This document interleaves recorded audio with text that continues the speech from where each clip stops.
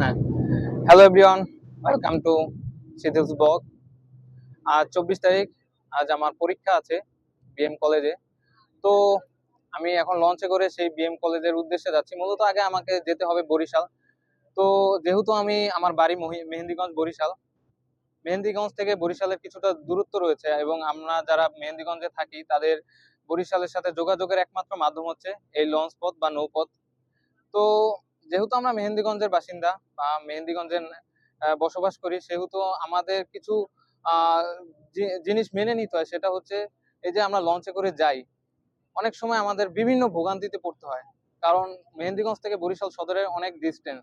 তো সেটাই মেনে নিয়ে আমাদেরকে যেতে হয় এবং কিছুটা আবার ভালো লাগে।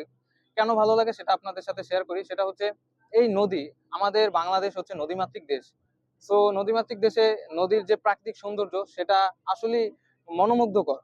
এবং আপনারা দেখতে পাচ্ছেন এদিকে এদিকে দেখতে পাচ্ছেন যে কিছু ধান ক্ষেত বা বিভিন্ন এটা এক প্রকার চর বলতে পারি আমরা, নদীর এলাকার চর।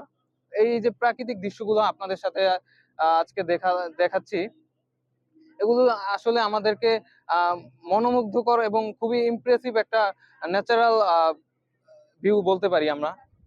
এবং শুধু আমি একাই নয় যে লঞ্চে যাতায়াত করি, এই মেহেন্দিগঞ্জের সবাই এই নৌপথের উপর ডিপেন্ড করে, তারা বরিশালের সাথে যোগাযোগ করে আসছে এবং অনেক দিন যাবত এটা এটা তারা কন্টিনিউ করছে।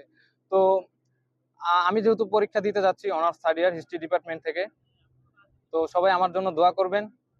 সবাই ভালো থাকবেন, সুস্থ থাকবেন। Good bye and good day.